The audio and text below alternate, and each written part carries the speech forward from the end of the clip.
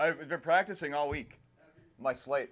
I figured out what I do differently when I'm like I clap to start, like to do the slate thing, and 5 out of 10 times we do this, I'm like, it's like that. It's because when I'm sitting here, I put my hand down because I was in my car Yes. driving, driving with my knee. Yeah. And there was a song where it was clapping, and the other day I was like, like what? Wait, it sounds right. Why can't I do it? Wrong. Right. Oh yeah. So this is what I need to do: is put my freaking hand up. And this is how I figured it out this week. Because last week it was so bad. Anyway. Wow. We could use any of those. Here we go. I mean, life is full of growth. Eventually, you learn how to clap. I saw you whistling earlier. It's like you have so many skills: clapping and whistling. On command. All right, here we go. I'm gonna do the official clap here, and we're rocking. I got the time. All right, here we go. We're going to use any one of those.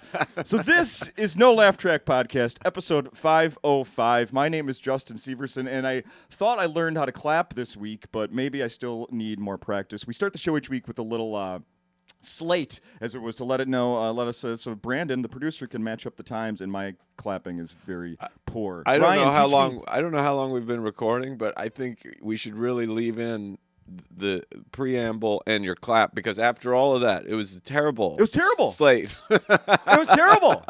I hope you were. Yeah, leave it in. Fine, leave it in. Yeah, it was like bring back the blooper show on NBC. Dig up Ed McMahon, and this is the one they put on the commercial.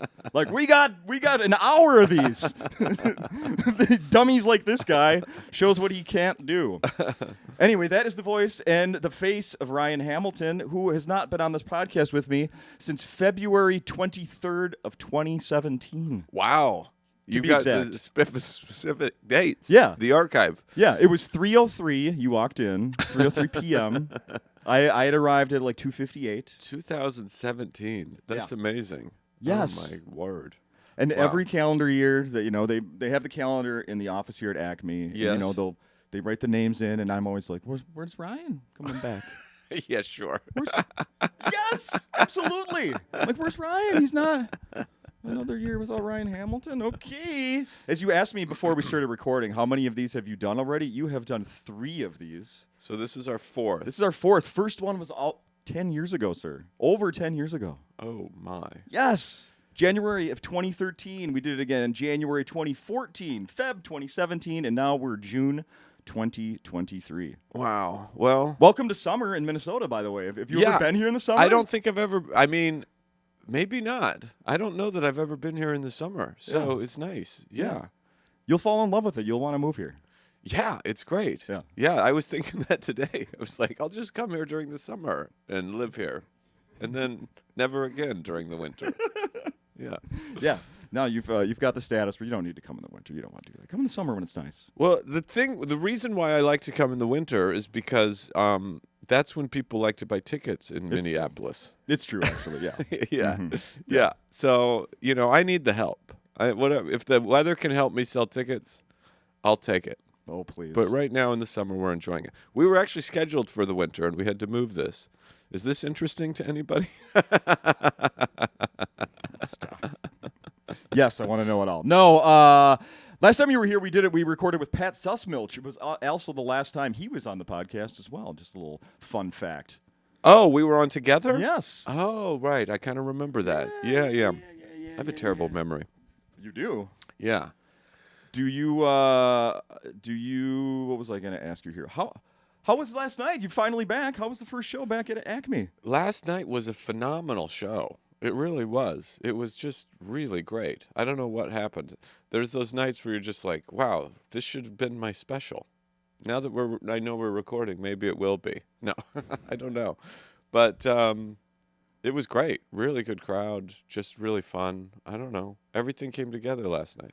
So when I was trying to get confirmation about doing the podcast with you this week, there was a concern that maybe you weren't going to be able to make it. Oh, yeah. We had smoke in New York City, which is a weird thing you don't say very often. No. But the world's on fire, and so now sometimes you can't go places because of smoke. It's just another thing, you know? Like, it's so weird to be a comedian. I was thinking, you have to be so many things now. You have to, like, there was a period of time where you had to be, like, you have to be funny, but you also have to be, like, very savvy marketing, social media manager. You have to be a virus specialist. What do they call that? You know? And you also have to be a meteorologist. Yes. Like, all these things have to come together for you to get to the gig and do a show. Yeah. And, they grounded all the flights the day before, and it was, just really smoky. So I guess, you can't fly when it's really smoky. You can't see. I watched some time-lapse video, and at the end of it, the sky looked orange. Yeah, it was really weird. I mean, it was very apocalyptic. But New York was going crazy. I'm from Idaho, where we have forest fires. Like, as we know that the forest burns sometimes, and we get smoke like that occasionally. So it was really funny to watch New York go, this is a thing. Like, it was a very, like, rural thing in the city, it felt to me. Like, I was walking around and I felt like New Yorkers were like, is this what camping's like? What are we? This is crazy. What's happening? And then I'm a city person, damn it. Yeah. And then to have New York and on Twitter, it was just like New York arguing with LA, like LA's going, New York, quit complaining. This happens all the time. You don't know. As if this only happens in New York and LA. You know what I mean? Like, New York and LA, you just think they're so special that nobody else gets smoke. For the record, New York and LA, we've had air quality advisories in Minnesota this week as well. Exactly. Yeah. I know. Mm-hmm. I know you guys had big problems a couple weeks ago with the same fires, Yes. probably. So, yeah. But New York and LA just think that, this is the only place that things happen. I love it. During, I want to go back because we haven't talked in so long, but just quickly, I'm curious, like, when COVID hit, how did you handle that? Did you completely stop doing comedy? Did you? I did. Did you do Zoom? You just nothing? I did very little comedy, and I've continued that. I'm still doing shows, but I've decided to do very little comedy. Do we need to differentiate between shows and comedy shows? I was doing shows. Okay. I just I was on a stage because of COVID. I decided not to make them funny. I took a different approach. I did as many shows as possible. Interesting. That was my approach. I felt that it was really the humor that was spreading the virus, not the shows. No, and I just feel like it's safer to be, boring. Yeah, laughs. I mean, Laughs. Laughing can passes All germs. sorts of problems Yeah, because it laughs passes can germs. cause all sorts of problems. So I've decided to continue not being funny. No, I didn't do anything. I went to Idaho and you did? Yeah, and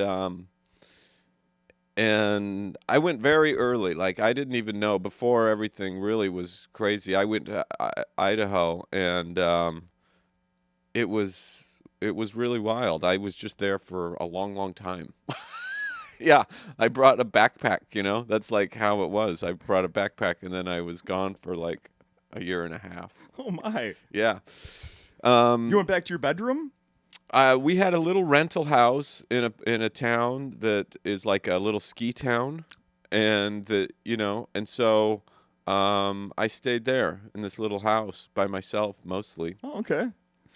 I was very cautious. My father was very high risk, and sometimes he wanted to go to where we grew up, and so I would go and be with him there, and that was really the only person I hung out with. And yeah, so I was there. I did a couple of corporate Zoom things, but I didn't do a lot. No. I didn't do much. Nope. Yeah. And then so it's another thing I want to bring up that has happened between that we've talked is you toured with Seinfeld.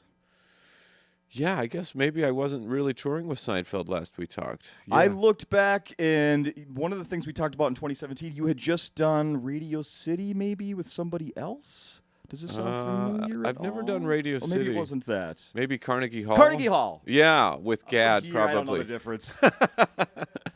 I don't either, really. Madison Square Garden we're talking about, right? They were like, I did. It was Shea Stadium, right? You went back in time when there were 50,000 people there? I did the Vienna Opera House in Midtown Manhattan. It was there for some reason. I don't know why. It was weird. Yeah. That's so crazy, so long ago. My special wasn't even out last time we talked. My Netflix special. Wait, is that right? Yeah. If it was 2017, pretty sure. Okay. Or maybe it had just come out. I think it had just come on. Maybe. Yeah, still stands as one of my favorite stand-up specials of all time. Oh, that's nice. I Thank don't you. say that to people. I for real mean that. It is so good. Oh, that's nice. I recommend that. Oh my God, it's so funny. Oh, that's very It's nice. Thank you. Like gut laughs at home, which doesn't always happen. Like it's more likely to get the huge laughs while I'm seeing comedy in person. But man, oh, I thank love you. That's such a good special. I've stopped all that. I don't do that anymore. So to be clear, yeah. that was the end of the big laughs. yeah. I in person okay. I'm taking a new approach. Okay, all right. So I asked, where is it now? I asked ChatGPT how you met Jerry Seinfeld. Really? Yeah. Do you want to see what it said? Yeah, I'm curious. All right. Ryan Hamilton, the stand-up comedian known for his clean and observational humor, had the opportunity to meet Jerry Seinfeld, a comedy legend and creator of the iconic sitcom Seinfeld. You're going to catch on to something here. They just keep throwing out facts. The exact details of their meeting may not be widely documented, but it is believed that their paths crossed through the world of stand-up comedy. Wow, ChatGPT is so smart. Nailed it, right? Yeah. You, Ryan Hamilton, have been making a name for yourself on the comedy scene, performing at various clubs and festivals. Jerry, of course, is known for his love of comedy and supporting up-and-coming comedians. It's quite possible Seinfeld caught wind of Ryan's act and was impressed by his unique style and comedic talent. Do you agree or disagree? I mean, that sounds like it could be possible. Yeah. As a result, Jerry reached out to Hamilton and invited him to perform on a show or event where they had a chance to meet and connect. Given Jerry's influence and admiration within the comedy community, meeting him can be a significant moment in a comedian's career. The specifics of their meeting might be a private encounter or a professional encounter, but has undoubtedly provided Ryan with an exciting opportunity to interact with one of his comedy idols and potentially gain valuable insights and advice. Wow.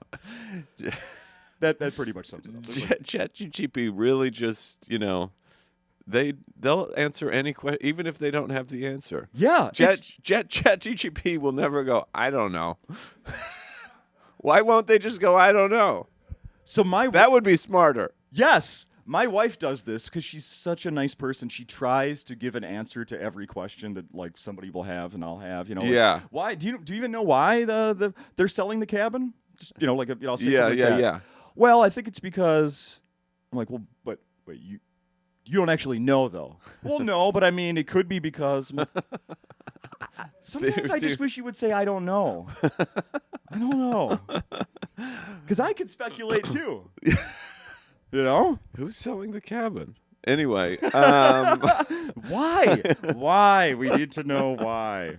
Yeah, that's, Just, yeah. Did ChatGPT get a hold of Jerry and this is word for word what happened or no?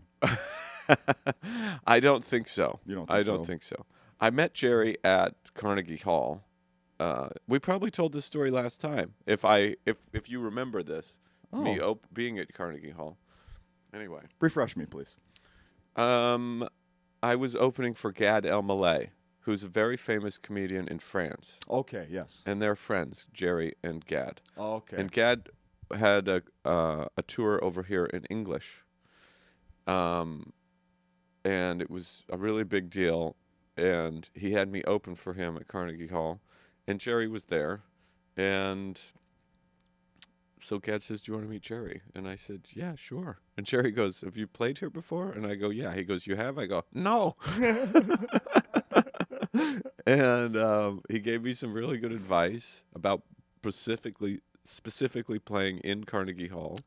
And because Carnegie Hall's built acoustically, so a lot of times when you're in a theater, you have the wings and you look to your left or your right and you can see the stage manager and you kind of have like an anchor or somebody, Sure. There's somebody over there if something's going wrong, and they're close. They're not that far away often. But Carnegie Hall's built in a way that the stage is massive and the walls, there is no wings for acoustic purposes. So when you come out, it's like a secret door, and then the wall shuts. It looks like a wall, but it's a door. And so you're out there alone. It's just like the door shuts, and then you have a 30-foot walk, 50-foot walk. I don't know. It's a long ways out there. So he said, just be aware there's no wings. So that was really good advice. Very specific and good. Yeah. And then I got off stage, and he was standing there. And he had watched my whole set, and it was amazing. And then we watched our friend perform on the monitor backstage and just laughed and made jokes, and, like, it was great. And a couple days later, I just happened to run into him in the city just by happenstance, weirdly. Not tracking him on Twitter of his whereabouts? Not officially, no. No.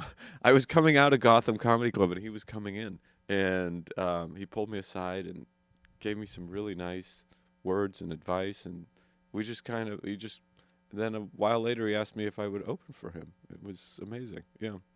So cool. Yeah, very cool. He's very generous, and I've learned so much from him, but he loves comedy, he loves to talk about comedy, and he loves to work on comedy. Very ambitious guy and a very disciplined guy. So we were talking before we started recording. I was talking about the latest episode of Tuesdays with Stories that I was listening to, and Mark Norman, of course, has also opened for Jerry Seinfeld in the last few years, and he'll talk about on that podcast about like when something comes to mind and he wants to talk to Jerry about it, but he's too afraid to text him, and the whole waiting, like, how soon do I reply if he texts me, and do you have anything like that? Or I don't know. Like, could you text him right now and be like, "What up, dog?" I mean, I could text him if I had something that I wouldn't bother him unless I really, wanted to. Sometimes we'll go get breakfast or something like that, and it's great, and I love hanging out with him. But I don't text him just to say what's up. It's like I feel like we have our conversations when we're working together or when we're doing our breakfast. Sure. You know, I'm not just calling him on the road, being like, "Hey, what's going on?" I don't need to interrupt his life, but I do enjoy when we have our conversations. So when I get to see him, I've kind of kept some things in mind that I want to bring up, talk about, and he does that too. I think he's good at, coming to a conversation prepared with, like, it's not always formalized like that. Yeah. Like when we're on the road or whatever, we get a lot of time together, but often it's like, okay, here's something that happened. This is, it's just like catching up. Sure. Yeah. Did when you guys go out to eat, does use an American Express like in the commercials in the 90s? I haven't noticed, but probably. Remember I don't that? know. He did American Express for years. Yeah, he did this great American Express commercial with Superman. Superman, yes. Yeah, animated. And I've talked with him about that. Really? And he wrote all of those. Yeah. Oh, that's why they're good. Yeah, they're so good. Yeah. Yeah. He's like that. When he wants to do something, he gets all in on it. Sure. He likes to. If he's attached to, I think he wants to be really, he wants to make the decisions and he wants to have his fingerprint on it. Yeah, Sure. if he's doing it. Yeah. Next time, keep an eye out to see if it's a Visa or MasterCard. What the Discover? What the hell, Jerry? What are you doing? What is that? What is that? So what was it? Over a year ago.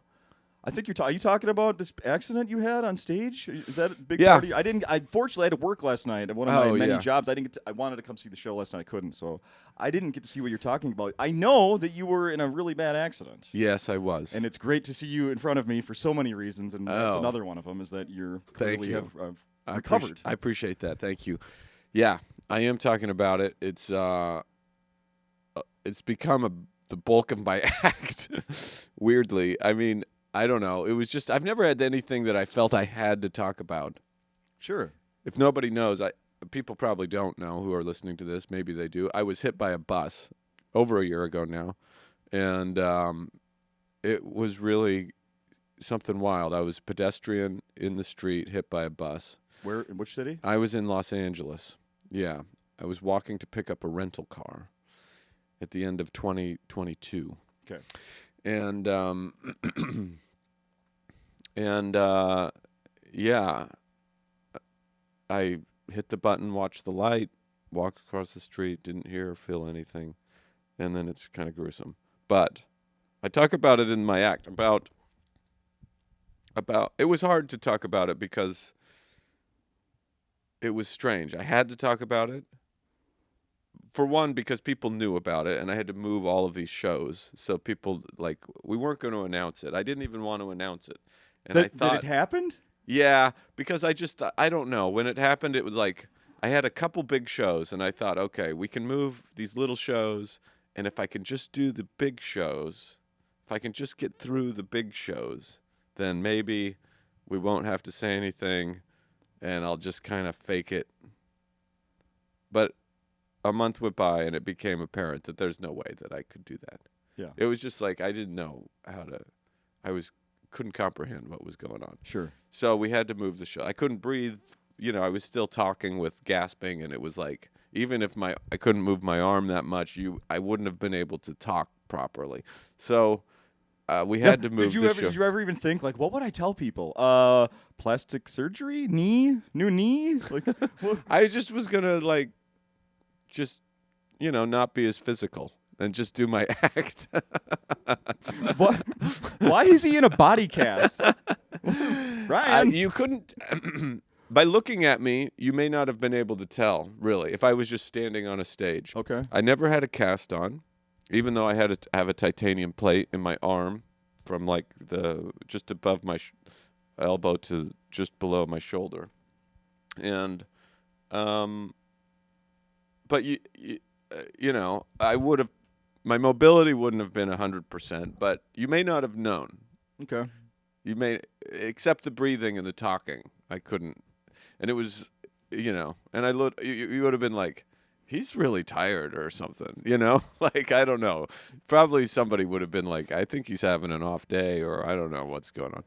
But I just thought I could get through these few big shows, but I couldn't do it. Sure. And then, so we had to move everything. Anyway, I can't remember why I started talking about that, but yeah, it was how many a life-altering thing. Yeah, right. So after that happened, I think I've read that you ended up back home with yeah. So it happened in Idaho. It happened in Los Angeles, and I was in the hospital for 5 days with the surgery, and they really wanted me out of there because of COVID. It was packed with COVID at the hospital. Oh my goodness. Yeah, it was crazy. So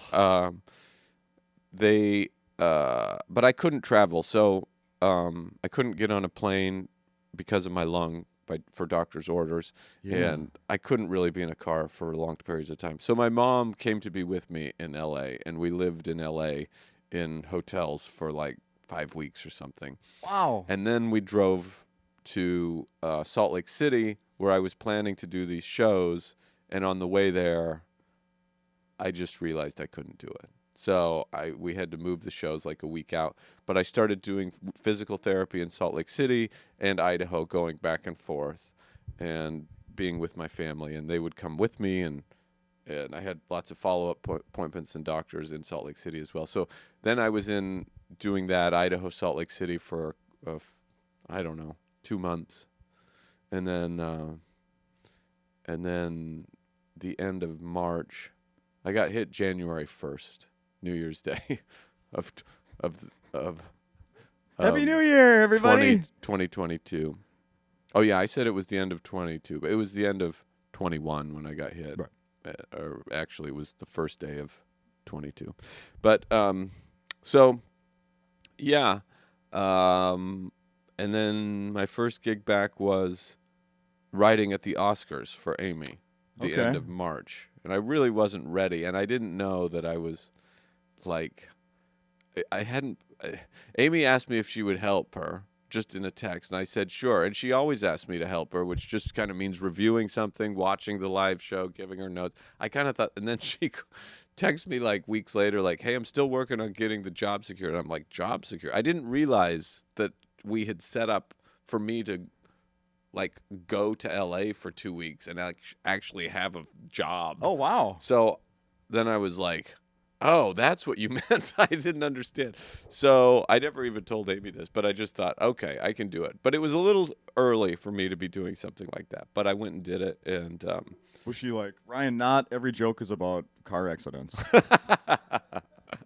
She's so great. I mean, she basically had everything written before I even got there. So my duty on that show was more like I'm Amy's assistant and working for her, and I helped with some writing, but most of the creative stuff was done before I even got there. But it was a really interesting experience, crazy. Do you sit through the live show then to watch what makes it? Oh, yeah.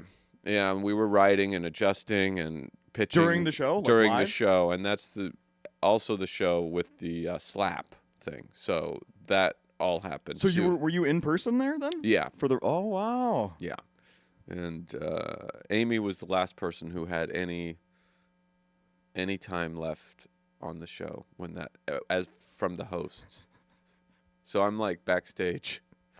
That year there were 3 hosts, and each host had a writer, and so I was Amy's writer. Okay, yeah. So I'm backstage with the other 2 host writers, and that happened, and we were just watching it on a monitor, not knowing what was going on like everybody else. I mean, my duties at the show were only Amy's work. So like I don't know what's going on really with the rest of the show, and we're watching it like what's happening? And then Amy's in her trailer, and I'm like,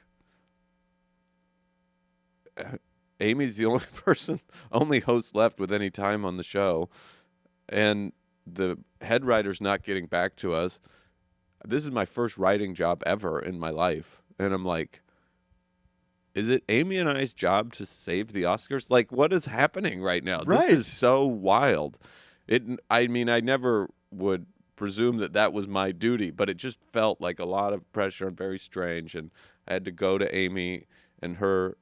She had her producing partner there, Kevin, who was there, fortunately, too, just because she wanted him there. I was so grateful. So, and then Wanda and the other host kind of came in, and I stepped back. But it was wild to watch what was going on. Right after it happened, were you looking at the other writers like, is this you? Did you do? Did no, you write we this? all Because I had nothing to do with this. No, I had worked with them so closely that I knew that we were just like, we'd each been working on our host stuff, and we were just so entrenched in that. So yeah, it was wild. Would you want to do that again? Right, for a award show? It was fun. I would do it again. Yeah, it was a good experience, really interesting. Yeah, I learned a lot. I got like thrown into the fire. I'd never had a writing job, so it was like I got a lot of exposure into the world of like a writer's room. Yeah, it was really cool. Yeah, and and that slap just adds so much more to it too. Yeah, it was crazy. Amazing. I want to ask about when you got hit by this bus, which is crazy just to say.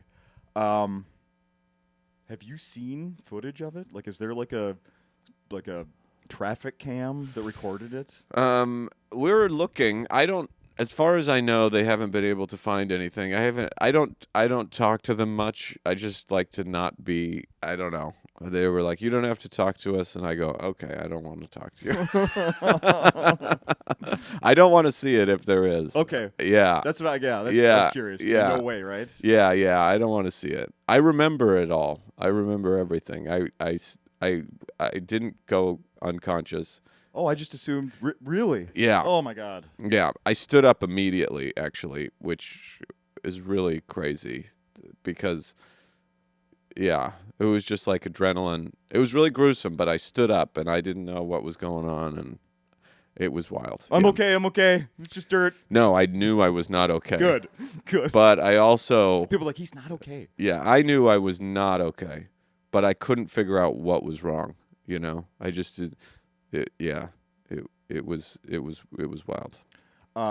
Maybe I'm is there like the bus driver? Is there like criminal case? Is there an apology? I don't know, to be honest. Don't know. I don't know. I mean, we haven't kept in touch. Well, here he is. Let's hear a bus horn. He's outside. Well, Yeah, I know the police came by and took a report from me, and that's about all I know.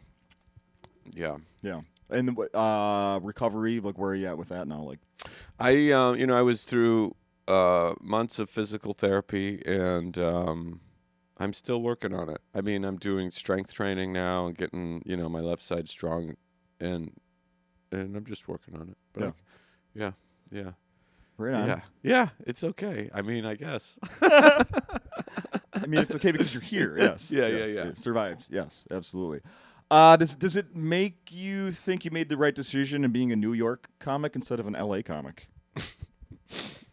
Because this could never happen there. Is what I'm saying. I feel like, but LA gets such terrible smoke. I would never want to be there anyway. Just the smoke that they get over there is so bad. They get it so regularly. I have always loved being a New York comedian. It's so weird. I never thought I would be a New York comedian, but once I got there, I love it. And I like LA too. Yeah. But I don't know. Maybe someday I'll be an LA comedian. Who knows? I heard you in an interview say, you might even told me this way back in 2013, that you got into comedy. One of the reasons is because you liked reading Dave Barry's articles or columns so much. That's right. Yeah. Yes. Have you ever met him? And does he know of your admiration for him? I doubt he knows. I don't know. I've talked about that many times, but so you have no idea if that's gotten back to him at all? Because I had to look. I'm like, is he still alive? He just released another novel. Did he? Yes. Oh, I should check that out. I'll have to read that. Yeah. Yeah, I read his last one, and I don't know. I doubt he even knows who I am. But yeah. But I was influenced by just a guy who had a career like that. That's what was really cool to me, that he wrote this, he just would write a funny thing every week. And I was like, this is somebody's job? Like, I just didn't understand, like, how that could be your job. Yeah. That just sounded like the greatest life. So that really influenced me. And I also thought he was very funny. And, so I had my own column in the newspaper when I was like 14 in Idaho. We didn't have a school newspaper, but I really wanted to do this. So I just called up the county newspaper, and I say, in Idaho in the 90s, when you call up the newspaper and go, can I have a column? They just go, yes, you can. Please have a column. We don't need to know anything else about you. Yeah. So I want to bring up that the other thing that you've mentioned that influenced you to get into comedy, besides Dave Barry, was the TV show Evening at the Improv. Yeah, that's true. Yeah, which really dates me, but yeah. Whatever. Nobody even remembers or knows what that is, but I bring it up on this podcast every now and then because the episodes you can still catch, like on Amazon Prime. They're all out there. I know. Seeing the names that appeared on there, young comedians, is fascinating. I've gone back and you have tried to find the episodes that I remember. Love it. And I have found some. And there was an episode with Fred Stoller, I think it was, that I remember as a kid, who said, I got a degree in philosophy, and I'm trying to get a job at the philosophy store or something like that. And I think those are fantastic. Jeff Cesario, who's been on this podcast, he performed on that show. Yeah. So I got to ask him. Yeah. He hosted, as a matter of fact, as like the celebrity host. Yeah, there was always a host. Yes. And it just, to me, that show was so interesting to watch because I had seen, the clips. This was even pre-Seinfeld. So I hadn't seen, like, the Seinfeld show where Jerry's doing stand-up in a comedy club, like a small comedy club. Yeah. But it was all kind of the same to me, where when I saw Evening at the Improv, it was like, where is this weird little place where there are people who aren't famous that I've never heard of, who are just standing up there as adults talking and being funny at this comedy club. It was just like, where is this? I'd never seen or even knew that any place like that really existed as a kid, Amazing, right? In rural Idaho. I'm like, I didn't know that there were comedy clubs. I knew that there were comedians. I would see them on The Tonight Show, but I didn't understand this. And so when I saw that, it like put into my head like, oh, that's something that you could do. Like, I just felt like it made it possible for me to do it, because it was like, well, these aren't famous people. These are just people that I've never heard of. And this just seems like a weird little place. Like if I showed up somehow, there would be a route to like, this is what you do to get on that stage. Where's the sign up? I'm here. Yeah, exactly. Something like that. It just felt like it had that vibe about it. So were you ever interested in getting the board game? There's an evening at the Improv board game? Yes. No, I did not know this. Yes, I've brought this up in the podcast before. No one knows about this, but you, as someone who's watched the show, I'm gonna buy a copy of this and have it on the podcast. It must be hard to find. It is available on eBay. I mean, it's way out of print, obviously. But I'm gonna give you some details about this game. Okay. It's based on the TV show and the actual comedy club, the Improv. It tests your ability to make your friends laugh through various actions and jokes. The game contains 4 booklets, one each of gags, improvs, groans, and cracks. Right? Which are used for each player's turn. Players move around a board that is in case. One accumulates points by successfully getting the other players to laugh at the jokes one performs, and can lose points by landing on spaces such as heckler funnier than you, audience speaks no English, and steal material. There's a pegboard in the center of the game to keep track of each player's score. Players move their pegs point by point from beginner to star, and the first person to become a star is the winner of the game.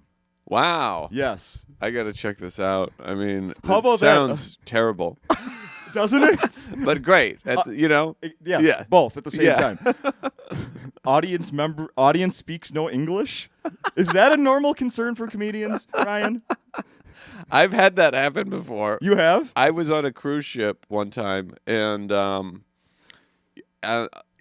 way that this cruise ship worked is a group would buy a package, and so they would get tickets to all the events. So there was this group of Japanese tourists that bought, they were a huge portion of the ship, and they just had tickets to every event. So they would just go to everything, not knowing what it was. And we would do 2 shows a night for 7 nights. And every night, it would be like 75% of people who didn't even know what I was saying, like could not even understand me. No. Yeah. I remember there was a woman just fully asleep, like just fully asleep. I don't blame her, Is she one of the English speaking or no? No. Well, I don't know. Maybe. And this was when I was still trying to be funny doing comedy. I mean, this was like when I was actually doing humor still. The crime of it all. Yeah. This was so I guess it's rare, but yeah, it happens. That's funny. Yeah. Oh, you don't have to do cruise ships anymore. No. The right one came along. I shouldn't even put that out there. You're full of crap. You're not doing it. You are full of crap. You're not going to do a cruise ship. Here's how I know you're not going to do a cruise ship. Because you're going to be performing in November at a freaking arena. Yeah, that's true. Yeah, we're doing an arena on the sea.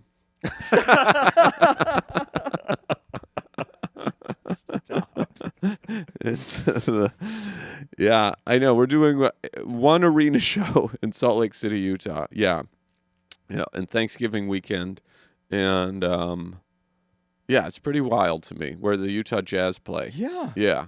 I went on Ticketmaster this morning and looked at the what? Look, I got to see the prices. I got to see. This is amazing. Yeah. Here's Ryan Hamilton's stage. All these. I mean, both. They're not. This isn't like some joke. Like they're blocking off the upper level. Like you're selling tickets everywhere. Well, I mean, yeah, we're doing it. Like I'm not doing it in the round. That would be the way to sell the most tickets. But we have one end, which is the stage. Just one end is blocked. That's going to be a lot of people. Yeah, it's a lot of people. So it's pretty wild to me. I never thought we would be doing it. They brought it to me. Okay. It was their idea, and I said, "Really?" I mean, I'm still kind of like in shock about it. We'll just see what happens. But yeah. I think we've sold about half the tickets, so I got. That looks about right from what I saw. Yeah, so it's in November, so we got half to go. I think we'll get there. I will say that if you're listening to this and you could possibly get to that, I mean, I would love to go to that. If you want a really good seat, a lot of those are gone already. So if you want a really good seat, buy now. Yeah. It's okay to plan ahead. Yeah, it's going to be really fun. I'll say that. Yeah, it's going to be an amazing, fun show. I'm trying to plan some special stuff. Okay. And yeah. So in where you are in your career right now, you're sort of jumping like you're in a comedy club this week. I looked in the rest of the summer, rest of the year. You are doing a few more comedy clubs, but also some theaters. Yeah. So describe that to me. Where are you with that right now?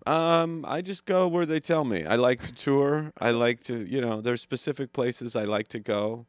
I like being here. But yeah, I'm doing all sorts of places I've never been before, which is very cool. I'm doing some smaller markets that have theaters, Okay. Like I was in Hattiesburg, Mississippi last week, which I'd never performed in Mississippi before. Very cool. So it's like, it's great. I love it. I'm doing a real diversity of gigs right now, and I love that. It keeps me sharp, and, I'm just anybody who wants to come out and see me. I'm very happy to have them there in whatever environment they want to be in. But sure. Sure. When I saw that, I'm like, that is absolutely amazing. That's so awesome. Thank you. We'll wrap this up. I'm gonna bring up a couple tweets of yours. Okay. All right. These are these real dirty ones from back in 2013 before you changed your image. No, that's not true. This one. These are my tweets? Yes. Oh, yes. I don't tweet that much. I so know. This is I'll probably remember them. Okay, well, this was, I believe, from January 2nd or 3rd from this year. And it said, taking a moment to reflect on what a wild year 23 has been. Yes, because what was going on at the beginning of the year? It was like, wait, that was when? Oh, the end of the beginning of this year. The beginning of this year. Yeah. It was like the 2nd or 3rd. Let's look back and reflect. Yeah. Well, what was happening? I can't remember. The world's so crazy. There was like something crazy going on. Anyway. Yeah. It was just like, it just felt like I don't know. It was a wild ride. I can't remember what was going on, but it was like two weeks into the new year. I'm surprised. Like, yeah. Well, the other one was a back and forth you had with another Ryan Hamilton. Oh, yeah. There's a Ryan Hamilton who's a musician. Yes. And we constantly get tagged, and yeah, it's always a mess. And this was, I don't know, this wasn't too recent, but I saw it. And then the solution, or what he came up with, was that he was going to write a song called Comedian. Oh. So then when people searched Ryan Hamilton comedian looking for you, it went to him. Oh, I don't remember that. That's so funny. I remember we had a conversation like, we should go on tour together. Yes, that was part of it as well. Yeah. It's so funny because we have mutual friends. Like Drew Carey is both friends of ours. And Sure. And that's how, and one time, I can't remember, one time Drew tweeted, the two greatest Ryan Hamiltons or something like that. Yeah. So, God, I want that to happen. He writes a song. I mean, I don't because I may screw you over, but that would be very funny. Ryan Hamilton comedian. That's my new single. Oh, I'd be flattered. Yeah.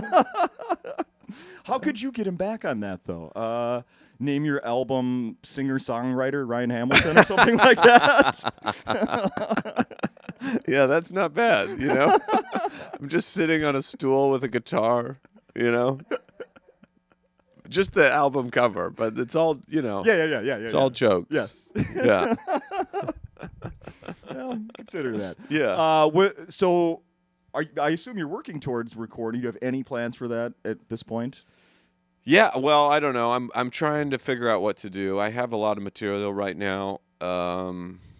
I don't know. I mean, we're looking for some place to go. Okay. And trying to figure out how we're going to distribute it. I haven't shot it yet, but sure. I've shot tests of it, and we'll see what happens. Okay. I don't know. Yeah. Hopefully, I don't know. I know people are just like, it's been too long, and I agree. So I'm trying to get something out I mean, there. that's what I'm trying to say. It's been too long.